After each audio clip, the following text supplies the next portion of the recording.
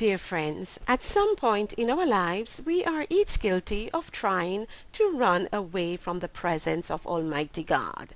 Sometimes God speaks to our spirit to do something, to witness to someone, to hand someone a tract, to pray and bless someone with words of kindness and love, and we decide against it in disobedience to God. We then miss out on a great opportunity to save someone's soul because tomorrow is not promised to anyone and we may never get that opportunity again. Jonah chapters 1, 2, and 3 tells a story of the man of God called Jonah.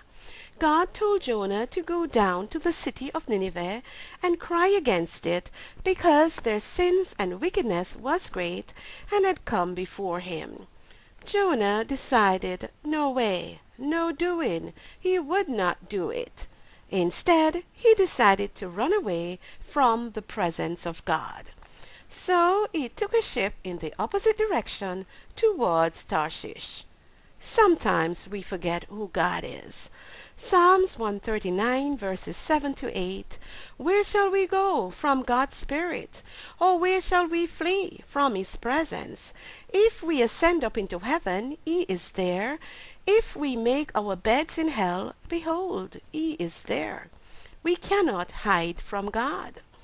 So God sent out a great storm against Jonah, and the ship was about to break. When the men on the ship found out that Jonah was the cause of the storm, they asked him what they should do for the storm to stop. Jonah told them that if they threw him overboard, it would stop. Jonah was cast overboard, and as suddenly as the storm started, so it ended. Jonah 1 verse 16. Then the men feared the Lord exceedingly, and offered a sacrifice unto God, and made vows unto God. Isaiah 55 verse 11. God's word never returned to him void. Its power saves to the utmost. What became of Jonah? God prepared a great fish that swallowed him. Jonah was in the belly of the fish for 3 days and 3 nights. While in the fish belly, Jonah repented and cried unto God, and God heard him and commanded the fish to vomit Jonah out, which it did. God told Jonah a second time to go to Nineveh. Jonah went and warned Nineveh that in 40 days the city would be destroyed.